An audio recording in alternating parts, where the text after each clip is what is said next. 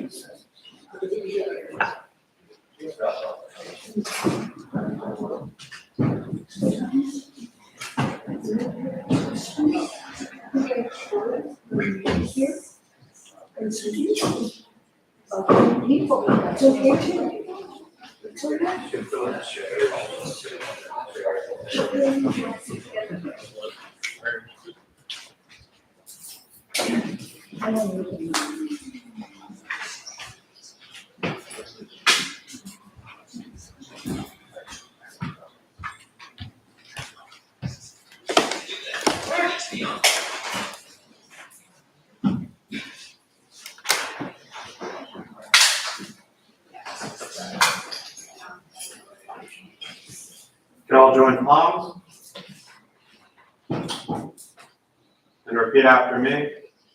I take refuge in the Buddha. I take refuge in the Buddha. I take refuge in the Dharma. I take refuge in the Dharma. I take refuge in the Sangha. I take refuge in the Sangha. Keeping the palms joined.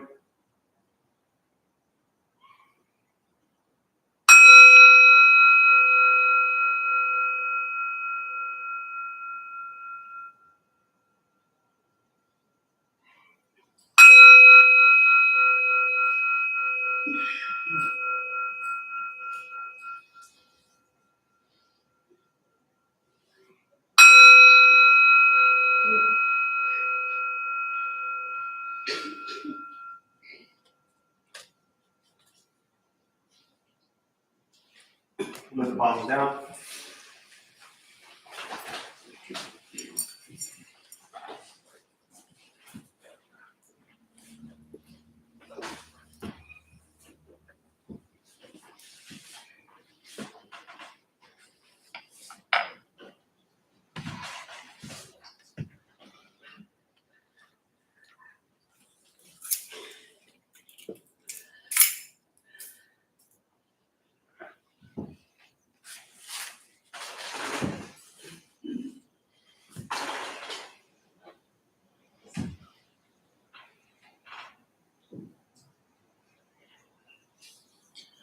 All right, good evening, everybody. Good to see you all here. Thanks for being here. You're here. You're in San Diego. Sorry to call you out, but welcome to San Diego. Nice to be with you all this evening. It's always nice to see new faces, old faces, regular faces. Who's here for the first time? What brings you here? Now that I've already embarrassed you and got your hand in here. Be able to meditate more and Calm calm down. down. Yeah. Does that mean you're often not calm? Do you agree with her? Yeah. How about your friend? Is your friend calm? Yeah. Well, I'm glad you're here. Who else? First time? What brings you here? To learn new meditations. Nice. You see, like I read stuff online or in books, but Yeah. first time really being somewhere, and so I want to have that experience, see what I can have. For sure. Well, I will do my best not to ruin it all for you. I will try. My Yelp review is pretty big. Yelp review.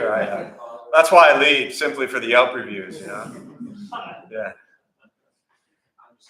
Me too. Well, welcome. I'm glad you're here. Yeah. What else? Why show up here? Who's here often or regular or for some crazy reason keeps coming back? Why keep coming back? Yeah. To better myself. To better yourself. What else? Why keep? Honestly, just learn a new way of living. New way of living? It's not how I intended or thought it would end up, but that's kind of how it is. Yeah. The old way wasn't working so well. Well, I didn't really realize it until coming. It's funny how that happens, where often we don't realize that we're living in a way that is unhealthy for us. And then I think kind of what you're saying from Sit With You enough that you begin to realize like, wow, there's a whole other way I could be living my life. And we just kind of often reach this place where we think that this level of suffering or misery or depression or unhappiness, that's just like standard and we're just supposed to stay there, you know? And then all of a sudden we kind of wake up to the reality that like, wow, we could actually live a happier, healthier, way. And that's pretty eye-opening and like shocking, because we often kind of develop this way of life where we just think that like misery is how it's supposed to be. And I mean, even in the Buddhist teachings, welcome back. Even in the Buddhist teachings, there's like this whole idea of life is suffering, but it doesn't mean that it has to stay that way. And that is the very first thing the Buddha taught, that life is dukkha, filled with suffering, discomfort, angst, dissatisfaction. Like it's all there, but it doesn't have to stay that way. And so that's really the practice, is how do we figure out a different way to live our lives where we actually suffer less, because suffering is not fun,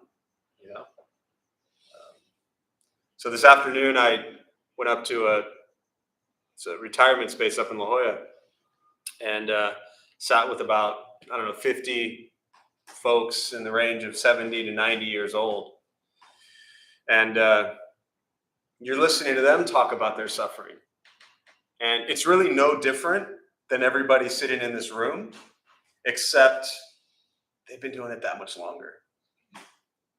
And so at whatever stage, whatever place you are in your life, there's always an opportunity to figure out, okay, I can be happy today. I can be peaceful today. I can feel okay today. That it doesn't have to wait. And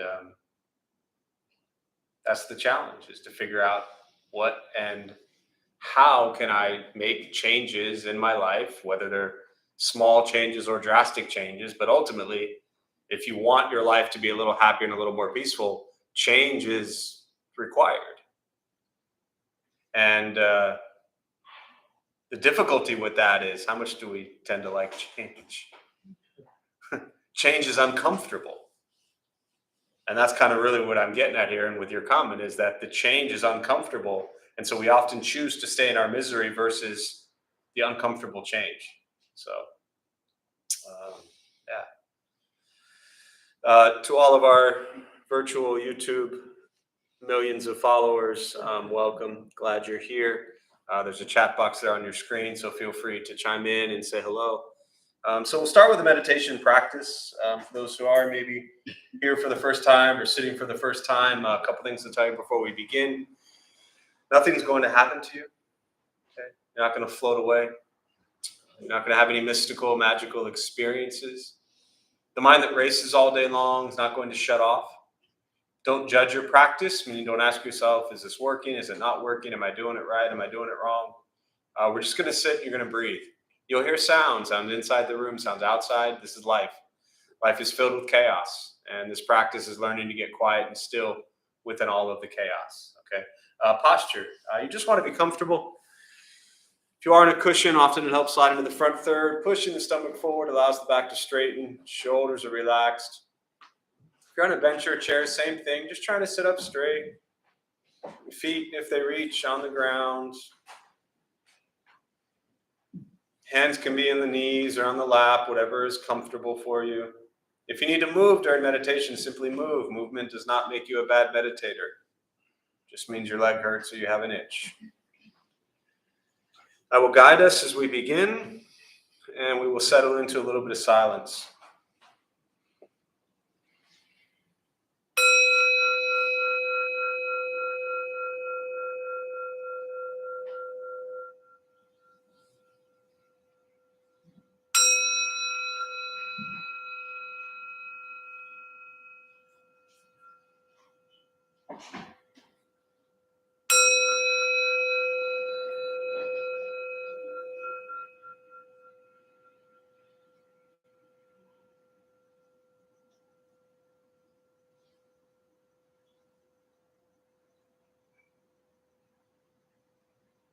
Starting with the eyes closed if comfortable, or slightly open.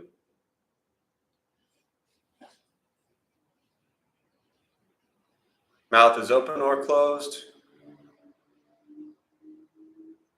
We'll start with taking 3 deep breaths, slowly.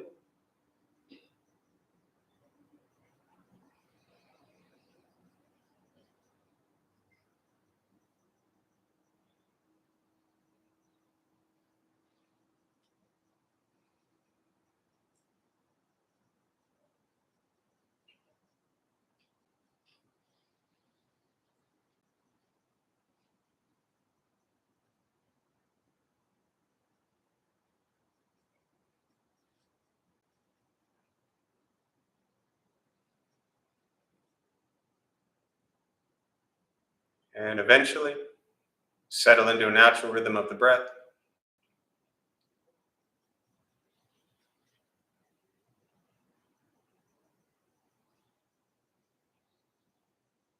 Noticing the mind as it wanders, jumping from thought to thought.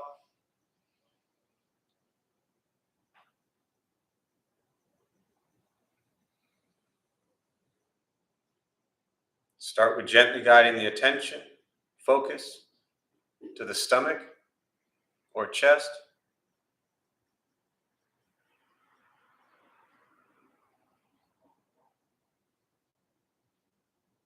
Breathing in, feel them rise.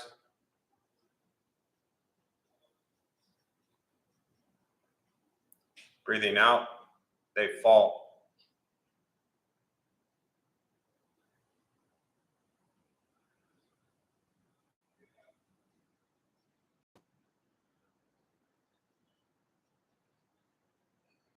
Simply continue this practice, observing sensation of breath.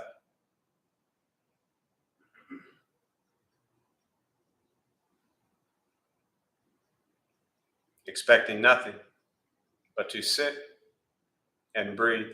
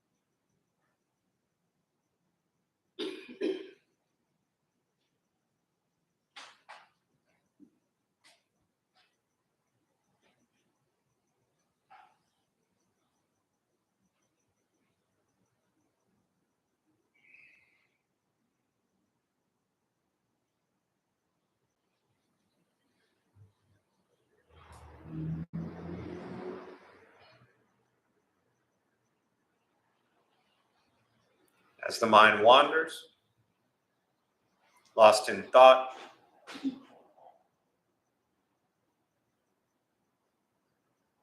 release that thought. Return attention, focus to the breath.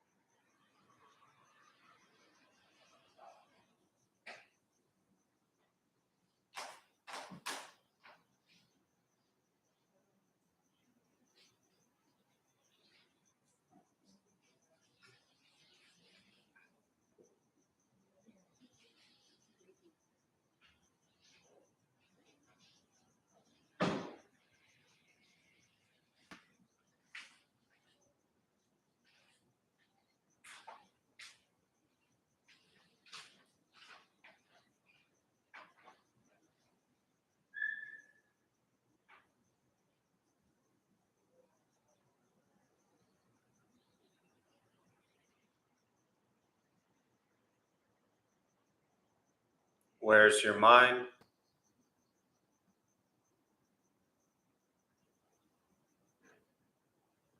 Return to breath.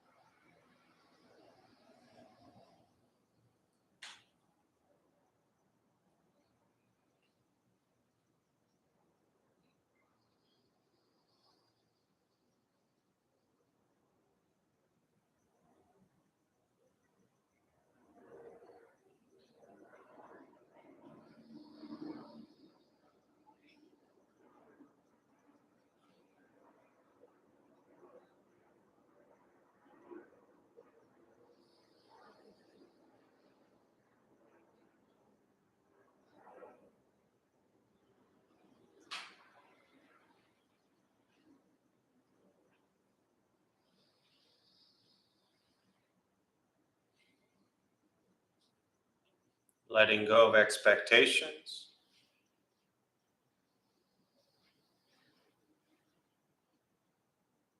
Letting go of judgments from the practice.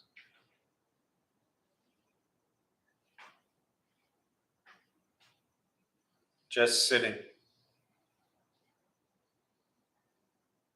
Breathing.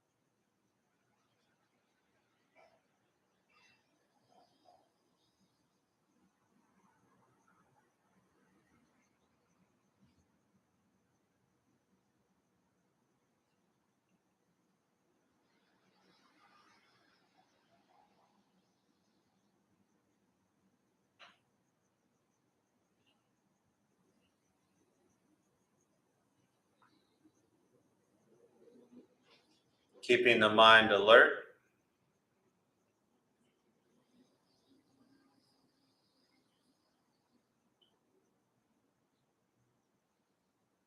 Aware of each sound.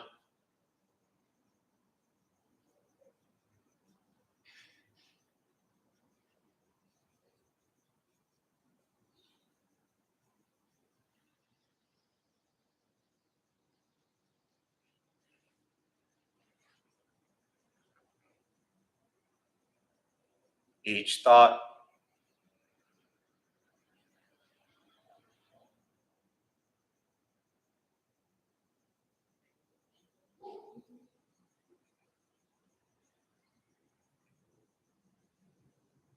Each physical sensation.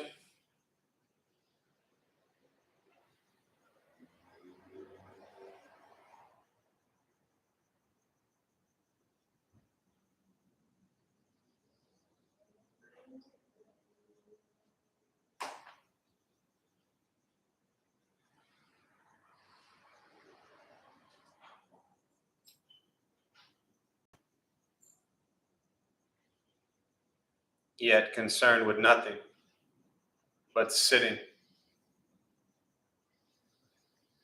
breathing.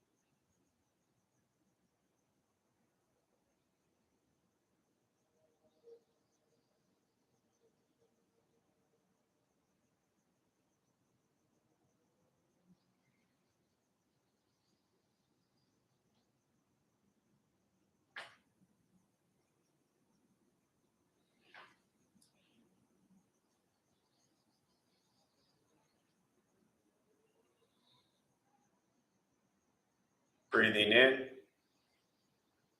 follow breath in.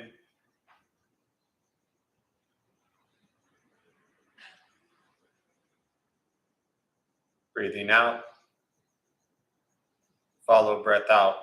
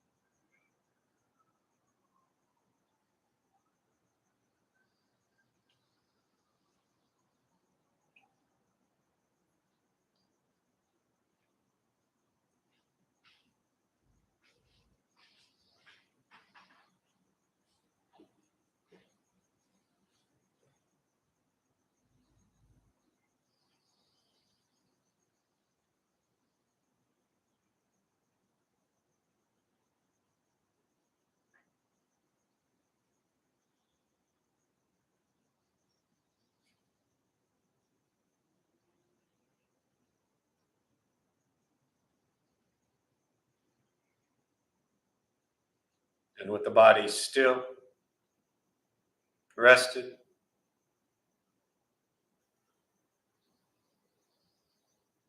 and the speech quiet, aware of all sounds,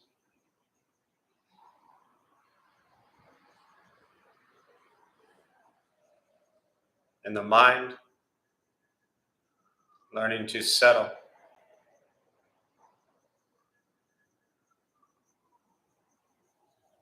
Know what it's like to just sit and breathe.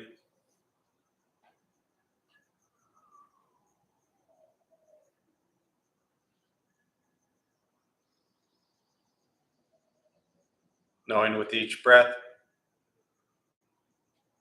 there's nothing else to do.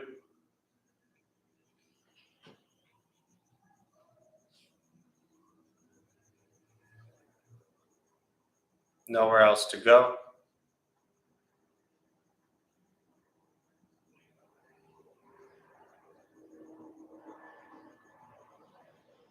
And no one else to be.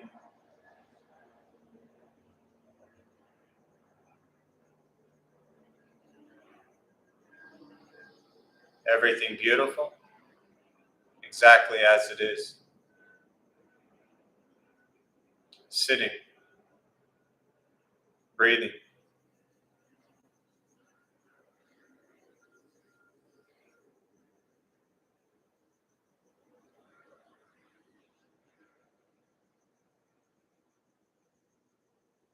Once again,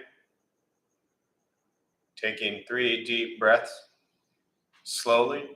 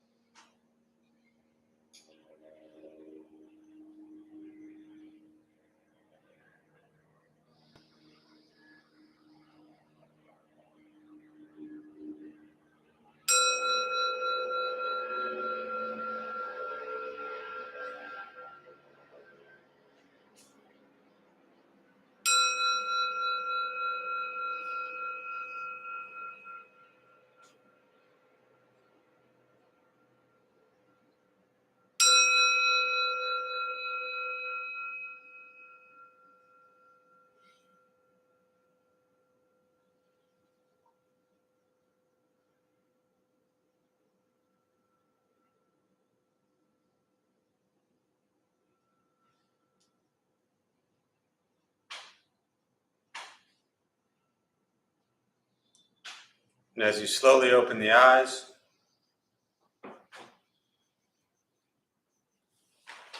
slowly beginning to move,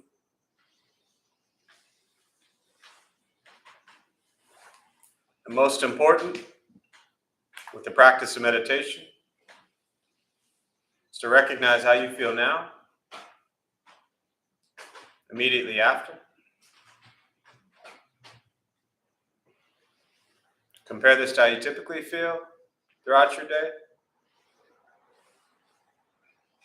Recognize the difference, if there is one. Ask yourselves how you prefer to feel every day for the rest of your life.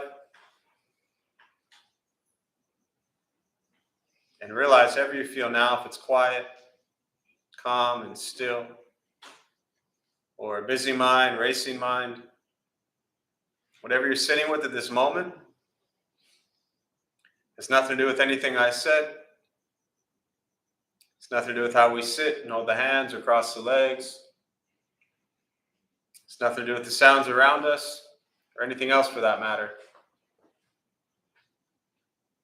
It has everything to do with your own mind and your own mind's reaction to an external condition. This is what the Buddha called pratitya samuppada, means dependent origination. This is the basis of the Buddha's awakening. The word Buddha simply means awakened. He was a human being, no different than any one of us, who began to understand why he suffered, why he got angry, sad, depressed, stressed, anxious. He began to understand the causal relationship of all phenomena. And what that means, very simply, for all of us, regardless of where you come from or what you believe in or where you think you're going, your whole life is filled with things that happen. You react. More stuff happens, more reactions. That's what we get. This practice is learning what it's like to respond to something quietly, peacefully, still. Because for most of us, the way you responded to the last 20 minutes is quite different from how you respond to everything else that's happening throughout your day. And so all we're working on is closing the gap to where the way you feel now is closer to how you feel always. Just as driven, motivated, productive, successful, whatever that means to you in your respective lives. But with a mind that's steady, clear, focused, distracted by nothing, disturbed by no one. It's not an easy practice. It's not necessarily fun. It's not an escape as often people think it is. It's not closing your eyes and pretending you're sailing down a river and looking at all the birds and trees and flowers and thinking life is grand. Life is filled with chaos. And this practice is learning to be with that chaos.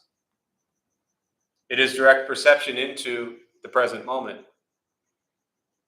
And as all of us know all too well, that present moment can be incredibly painful. But it can also be incredibly joyful. Ultimately, our perception of the present moment does not change the present moment.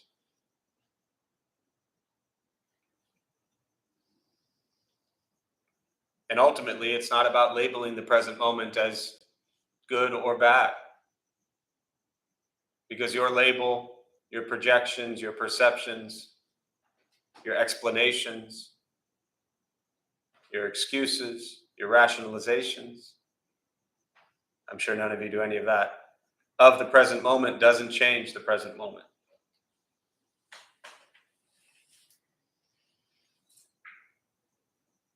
Once we stop trying to change, fix, control, manipulate everything and everyone around us, which is where we spend so much of our time, hoping they do this, hoping they do that, wishing they would do this, wishing they would do that. We spend so much time wanting the world around us to respond and be a certain way. Once we let go of that approach and we work on changing our mind and our reaction to the present moment, then life gets a little simpler. But it's so much easier to blame everybody else, to point fingers at whose fault it is, to make excuses as to why we're in the situations we're in. It's much more difficult to say, I own my choices, I own my decisions, I own my reactions. It's much more difficult to be accountable for our lives. And this, in very simple terms, is the Buddhist teachings on why we suffer. The entire practice is sitting in the Four Noble Truths. The second one being the cause of our suffering. All of our greed, all of our anger, and all of our ignorance. It's right there. It doesn't change. It doesn't get more complicated than that. It's just spending your entire life, every moment, asking yourself, where am I greedy? Where am I angry? And where am I ignorant? And how much fun does that sound? I mean, how many want to roam around all day long labeling yourself as greedy, angry, and ignorant? But the practice is to overcome that, to practice generosity, compassion, and wisdom. It's that simple. But oh, so difficult. So with that, I'll pause. For me, I really just prefer to respond to questions, meditation, Buddhist practice, anything that you're sitting with. And we'll use the rest of our brief time this evening, and I'll just respond to what's on your mind. And again, for those virtually joining us, welcome. The chat box there, feel free to put any questions or anything you might want to share there, and I'll do my best to respond to that as well. So, questions, meditation, Buddhist practice, anything you're sitting with. Yeah. So I'm a recovering addict, and I've been in a program for 4.5 months, and I'll be graduating next week. Thank you. Congratulations. And these last 4 months is the most I've changed compared to the last 9 years I've been using. And I'm really happy, and I don't remember the last time I was this happy, and I'm doing great. But I can't help but feel like there's still a part of me that's just say I've been breaking the rules at my rehab center and just bending the rules a little bit, not abusing, but like getting into troubles here and there. But that's the old me, and that's not who I want to be and what I want to go back to. So the question really is, how do you let go of your old self so you can concentrate on being who you are today? Yeah, great question. I'll attempt to retell that for anybody who didn't hear it, or maybe those virtually. But you were sharing that you're a recovering addict, and you've been living in a center for the last 4.5 months, and in a couple weeks you graduate, and you've noticed that, you didn't say for how long, but I don't think, you've noticed that you've been bending or breaking the rules, nothing too bad. I think you said you haven't used or anything like that, but that you've been kind of bending the rules, and which is interesting. I'm adding this, but what I heard in your entire question, and I do this a lot myself. Well, let me finish my thought first. Let me finish what you were saying. And what you're asking in essence is, how do you not return to your old self? Because that's where you don't want to go. Oh, and you also said that you've been happier in the last 4 months than you've been in the last 9 years, all right? What I heard the whole time you were speaking, and it's something I did a lot when I was younger with this practice, is, when we're engaged in dialogue, has nothing to do with your question, but I want to point this out anyways. When we're engaged in dialogue with people, it's a really beautiful meditative practice to actually listen. And something I never did before when people were speaking was listen. I usually heard maybe 3 things, and I already jumped into what I wanted to say, and I just waited for you to finish so that I could just tell you what I wanted to say. And those habitual patterns and behaviors that I did for so long are still there. The reason I share that is, the whole time you were speaking, the only thing I really felt from you was fear. Like I could just maybe the look in your eyes also, but what I hear and see is a lot of fear. Would that be accurate? Yes. You look and seem absolutely terrified to be going out on your own. I understand. Not intimately, I'm not an addict. I can't relate to it on that level.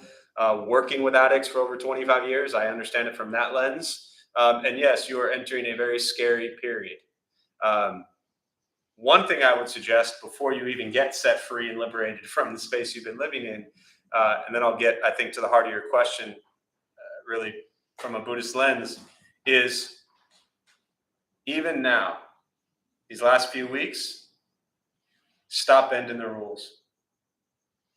Sometimes in life with practice, there is no shortcuts, there's no easy way to integrate Buddhist teachings into your life. There's just the diligence, the effort of Samantabhadra that says, I'm just going to stop. You have disciplined yourself for 4.5 months. You know, aren't there expressions like give someone an inch and they'll take a mile? Or isn't there some expression like that? Help me out here. Yeah, something like that? Or did I just make that up? No, I mean, I made it up. I don't care. But, right? So you're bending the rules, you're testing things, right? But you still have kind of a safety net around you. A couple weeks from now, that safety net is gone. So I would try these next couple weeks to not bend any rules. The real heart of the question that I hear, which is, how do I not go back to my old self? That's not you. There is no old self to go back to. You've been listening to me ramble for a couple months now. There is no self. There is no past self, there is no present self, and there is no future self.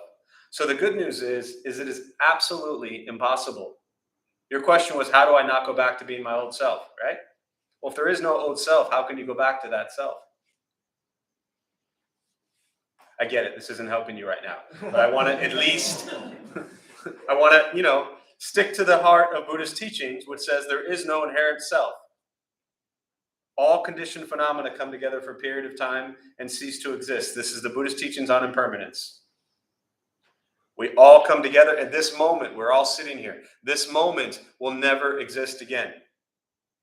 Tomorrow, we can't say, I want to go back to that old night that I was at the Dharma Bum temple with everybody. This moment will never happen again. Every moment you have ever experienced in your entire life can never happen again. All the conditions that created that moment have changed and are gone. You cannot go back to that old self. What you can do, and where your fear is the present you in each moment could return to making choices and decisions in the present moment that create actions, karma. The word karma means action, that could lead you on a present or future path of doing things that you did in the past. But that past is not you. Those are things you did. That makes sense so far? The challenge for you, and for all of us really, whether it's with addiction, whether it's with everything in our lives, is working on changing our thought patterns and our behaviors. All of us, and if anybody says they don't, you're just straight lying.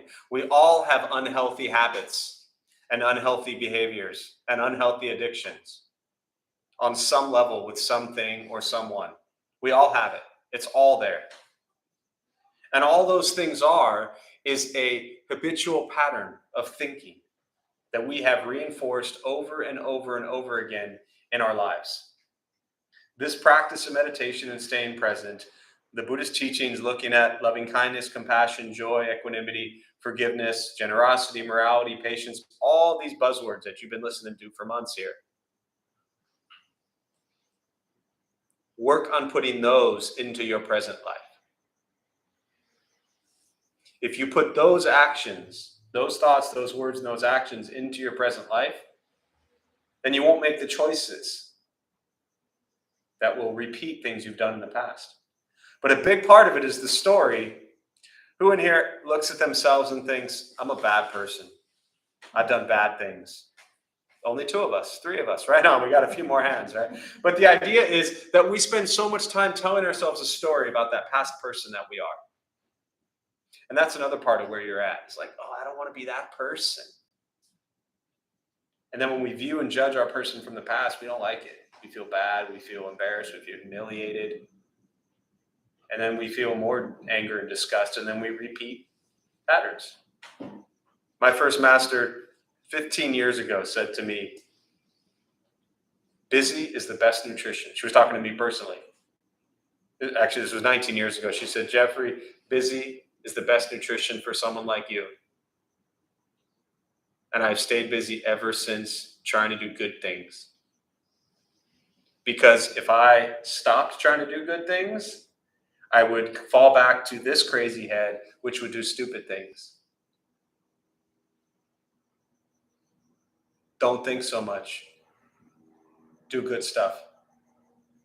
Let that permeate and cultivate in your life. Help people every single day. Do not spend time moping around alone and thinking about your life, because that will lead you to do the same things you did before, right? And if you feel miserable and you call your sponsor, I'll give you my number, text me, whatever. Just stay busy. Create new habits, new patterns, new conditioned behaviors, one day at a time. Yeah? Thank you. You're welcome. And congrats on your journey thus far. I hope you're proud of that. I am. Good. Other thoughts, questions? Yes, in the back. You talked about the negative thoughts and the stories that we tell ourselves. And I think conceptually we understand that, but it just keeps on popping into our heads. How do you stop it? What was that set? What did you say? Conceptually? Conceptually we understand. Oh, okay. But it's so easy to, once we leave here, we're gonna go back to our cars. I know, right? All the miserable things in your life exist in your car right now. Or bus or whatever you took to get here, on your bicycle, right? Like here, everything's great. But as soon as you get back to that vehicle, your whole miserable life is waiting for you. So that's why you all just sleep here. I'll give you something to do tomorrow and you're all good, right? Yes, that's the challenge. Conceptually, all of this stuff sounds great. Yeah, I'm just going to practice loving kindness. I'm going to read a Pema Chodron book and everything's going to be phenomenal, right? I'm going to listen to the Dalai Lama talk about being kind to everybody all the day long. And then I'm going to go out there and be pissed off at people because, they didn't clean my car thoroughly enough. And I just paid $19 for it, right? So the practice is, there's really 2 things about that question. One, the Buddhist teachings on patience is critical. And there's what's called the 6 paramitas, which is generosity, morality, patience, diligence, concentration, and wisdom. This is in the Mahayana school of Buddhism, Bodhisattva path. This is the practice, to put these 6 pieces into your life that help you go from a life of suffering to a life of less suffering. Let's forget about no suffering for a minute. We're all a long ways away from there. Let's just try to suffer less. The first thing is to conceptually and intellectually understand it, which you do, and allow yourself to be patient. Because this stuff is not easy. If you've been angry for 30 years, going to a couple Dharma talks and doing a few meditations doesn't take away your anger. If anything, it just makes you recognize, wow, I'm an angry person. This sucks. And that first kind of honeymoon period of Buddhist practice, I don't know where you're at in Buddhist practice, or it's really relevant in this context, but early on with Buddhist practice, when we start to really take it seriously, it's an eye-opener. And it's kind of depressing because you're like, man, I really am a mean, angry person. This sucks. And then you have to be patient. So when you walk out of here tonight, in 15 minutes, it's going to take you 5 minutes before somebody does something out there that pisses you off. You might not even get out of here before that happens. Somebody might take too long getting their shoes in front of your shoes, and you're going to get annoyed. And you're like, but wait, I just listened to all this stuff. Come back to patience. Give yourself time. If you understand that starting is the most important part. You'll get there eventually. The second part is to understand that, what's your name? Rachel. Have you ever been angry at someone? Have you ever yelled at someone? Okay. When you're angry and you yell at someone, why are you angry and yelling at them? It's never anger, it's hurt, sadness. Okay. And okay, well, you said it right there. You're hurt and you're sad. So you're in pain and you're yelling at somebody. Now let's switch that for a minute. When somebody's yelling at you, what does that mean about them? They're hurt, they're sad, they're in pain. So patience is the start, but then the practice really is to understand how we bring compassion into our lives. And the best way to bring compassion into our lives is to see every human, every sentient being as a struggling individual doing their best with their past pain, their past traumas, their suffering. And when they do things, I just use yelling as an example because we've all yelled or been yelled at or been in an argument. It could be anything. It could be cutting you off on the freeway. It could be taking too long in the line at Starbucks. It could be your latte wasn't made with enough pumps or whatever. Whatever it is, people are all doing their thing.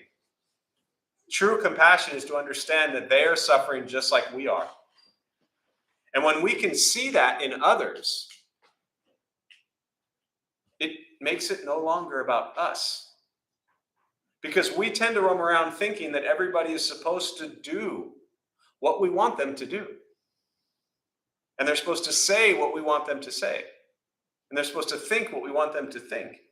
How's that working so far? So when we are in a situation where we're really talking about triggers, and you're triggered so quickly, stop for a minute and recognize that that person also is suffering. And if you can become that person and you can feel their pain because you know that pain, it helps. And the second part of what I said is just as easy to intellectually and conceptually understand, and also just as difficult to practice. That's why I resort back to the first response, which is be patient. But is that helpful at all? Yeah.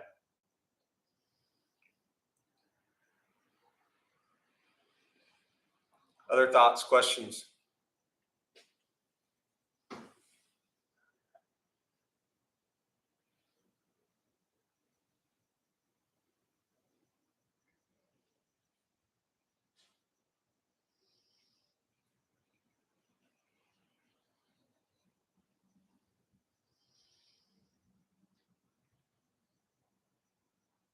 I just had a thought, just like listening to these conversations that you have with these two people, even though I sort of had a question, I feel like just hearing you talking about it really helps me to understand how to resolve my own fears and my own my internalized suffering. Mm-hmm. So I just think that's really helpful. Beautiful. Thank you for sharing that. And what's your name? Adam. Adam, first time here, right? I think that's right. Yeah. Yeah, but I've been interested in Buddhism for 10 years. Yeah. Yeah, it's what you're really talking about in Buddhist teachings, like at the beginning when I, joined Palms, and those some do, some don't. It doesn't really matter if you do or not. But we take refuge in what's called the triple gem, and that is the Buddha, the Dharma, the Sangha. And the Buddha, when we take refuge, first we look at the word refuge. Comfort, safety, protection. Refuge means different things to different people. But taking refuge in the Buddha is to recognize that not the Buddha himself. The Buddha died 2,500 years ago, right? Great dude, really smart, but he died and he can't help you. We're all on our own. That's what he said when he died. His last teaching was, all his disciples were worried about, oh no, who's going to teach us now? And he said, I've left you the teachings. I've been teaching you for 45 years is what he said. And I kind of added in my head, I could imagine him being I don't know, kind of joke. It's 45 years I've been telling you this stuff. How many more times do I need to say it? And they say that he said it 80,000 different ways. It's kind of a metaphor for, he just repeated the same thing for 45 years, 80,000 different ways. And before he died, he said, be a light unto yourself and strive on with diligence. Meaning you have to work at it. So it's one thing to hear it, right? To listen to it, to be interested in it, to conceptually understand it. And then it's another thing to actually practice it. So we take refuge in understanding that Buddha nature lies within all of us. And when we take refuge in the Buddha, that's what we're taking refuge in. Not the Buddha himself, but the awakened being that is within all of us. Meaning if he, as a dude who woke up, ate, went to the bathroom, slept, just like we do, if he could awaken, so can we. No different. Second thing he said is take refuge in the Dharma. And that's the teachings. That's everything we're talking about. That's all the stuff you hear and you read. The teachings of the Buddha is referred to as the Dharma. Dharma is also referred to as ultimate truth. And the easiest way to explain that is instead of trying to understand like what is ultimate truth, because you can't explain that, just understand that ultimate truth is absolutely different from how you perceive it to be. So once we recognize that our perception of reality is not reality, we'll suffer much less. Because you'll let go of some of the stories that you've been hanging on to forever about how you think the world should be. So we take refuge in the Dharma. And the last one, coming back to your comment, which is really what is going on here, that's the Sangha. We take refuge in the Sangha, and that's the community. It's a community of people. At the time, it was the monks and nuns that gathered. And, modern day today, it's a bunch of people sitting around, meditating, looking at Buddhist teachings. It's a community of people that challenge each other, hold each other accountable, question each other, call each other out, One of the greatest teachings I ever got was a friend of mine 10 years ago. We were arguing about something. And I said, that's just how I am. And he said, well, maybe you should change how you are. I was like, oh, really? Do I have to? So, yeah, thank you. Yeah. Hi, my name is Marco. Oh, hi, Marco. This is my first time here. Welcome. Thank you. And I really enjoyed it. When you said, how do you feel like after you did meditation? It was interesting. You said you might not feel anything, but I felt grounded and a lot lighter.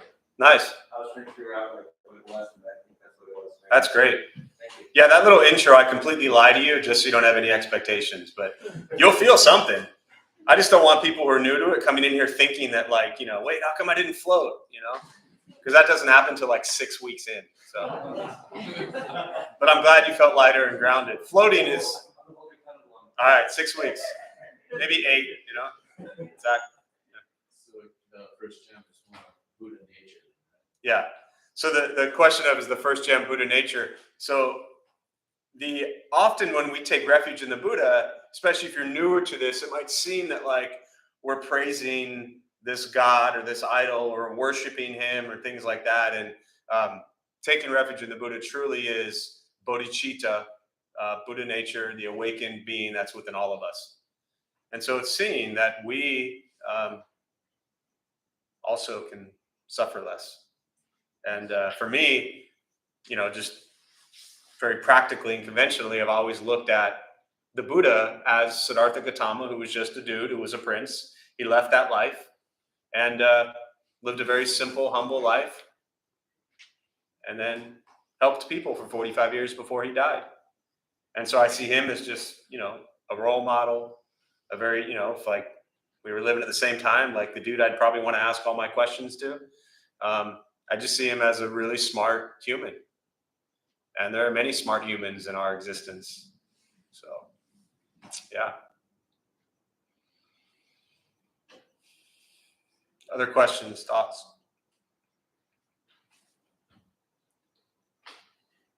Yeah. I don't want to be the person that was asking questions. That's all right. You said something interesting that the world in the reality is not reality.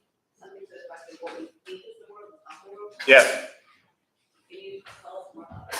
No, because as soon as I tell you about that, I'm not actually telling you about it. So your question was that you said that I said something interesting about the reality and that the world and then our reality is not that reality. What I said is that our perception of reality is not actual reality. It is simply our perception of it. So Thich Nhat Hanh, the great Zen master who passed away recently, incredible Vietnamese Buddhist monk, was very close with Martin Luther King, civil rights, social justice. He was nominated actually for a Nobel Peace Prize from Martin Luther King. One of the greatest Buddhist teachings and talks I ever heard. It's a little like 7-minute clip on YouTube, and it's titled, "What is Nirvana?" So if you Google "What is Nirvana" and Thich Nhat Hanh, you'll see it. And he says Nirvana, which is the third noble truth, ending of suffering, freedom from suffering, is freedom from views. That's what he says. Freedom from views. Now, when I hear that, what that means to me is that I'm not going to ever be free from views. I'm always going to have my views and my perceptions of reality. My hearing that teaching is a view that I've now formed in my head that says that's a beautiful teaching. That is a view. My perception of that view is that that's a really good teaching. So I've crafted this whole idea about what that is. Freedom from views is to understand that there is ultimate reality. And then there's our perception of it, which means my perception of reality is wrong. You ever had pizza? Take a bite of pizza, how's it taste? Delicious. Now you start to describe that bite of pizza. Is your description of that pizza the actual taste of it? No. It's your perception of it. I'm going to close with the one of only 3 beautiful Buddhist magic tricks that I know. A lot of you probably didn't realize that there are Buddhist magic tricks. And I haven't done this one here in a long time. I just did it the other night with the college kids. So what is this? A bowl. A bowl. You sure? What else? A singing bowl. A singing bowl. What else? You've seen this. Don't give it away. If you've seen this trick, stay quiet. What else is this? I forgot. Some of you have been around a while. It's a bowl. It's a singing bowl. Someone the other night said it's a cylinder. You know, you got all kinds of stuff. It's metal. What is it now? Now it's a hat. If I take it off, I put some Lucky Charms in it. I fill it with milk. I start eating. Now it's a cereal bowl. This has not changed. What changed is how I use it or how you view it. We will spend our entire lives trying to describe what things are. The moment we give, and this is really the Zen practice, is the moment we try to talk about anything, we miss it. One of the Buddha's wisest disciples, Subhuti, he asked Subhuti to give a discourse, a talk on emptiness.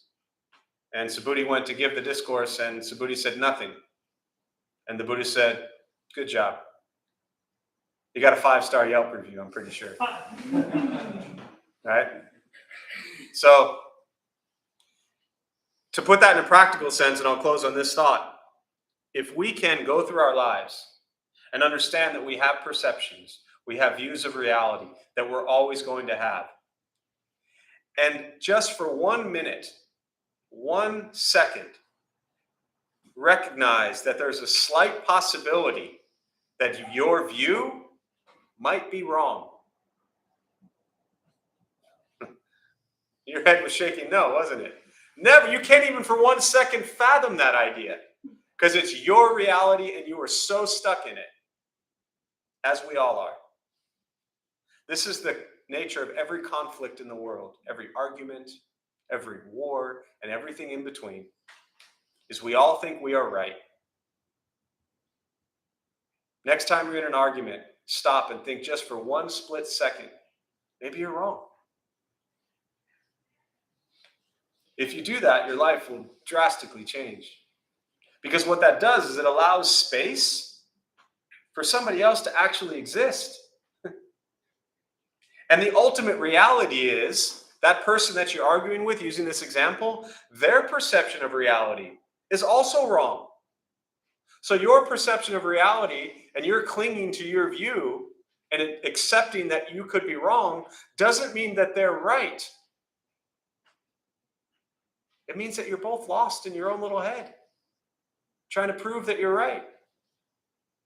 And very often in that argument, you recognize I was wrong, but then you still argue just because you want to win an argument. Maybe I was the only one who did that, but perception of reality is not reality. Ultimate truth is not. Ultimate truth is very different from what we perceive it to be. And the biggest illusion is our view of ourselves, because we are not that person we perceive ourselves to be. So, yeah.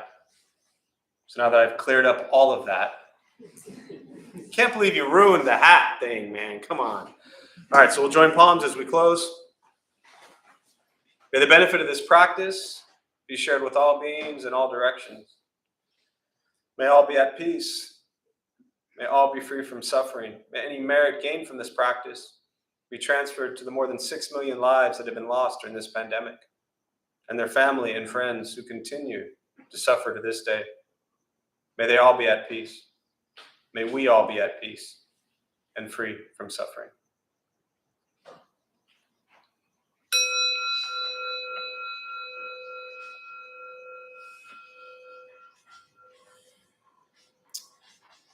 So before you head out, our Dharma Bum host Carly is going to make a few announcements. So if you can all just sit tight for a minute or so, please. Hey, Dharma Bums! My name is Carly. I'm the host tonight. We opened the Dharma Bum Temple 15 years ago to introduce Buddhist practice to those who show up. Those who lead are not nuns, monks, gurus, masters, or teachers, and are not looking for students. They're simply practitioners sharing their interpretation of the practice with others. Just about every night, we have different classes led by different people from the various Buddhist traditions. We have a recovery sangha that meets several times a week for anyone battling addiction, drugs, alcohol, or anything else for that matter. A family sangha for parents, kids, toddlers, and teens, which currently meets once a month. We also offer a half-day silent retreat for the first Saturday of the month with an RSVP required. Everything we offer here is always free. The full schedule is on our website and also posted in the entryway above the shoe rack. We also have a lending library. If you see a book you like, feel free to borrow it and bring it back whenever you're done with it. And please straighten your seat or cushion as you exit the building. Thanks, Carly. Thank you all. Thank you. Thank you.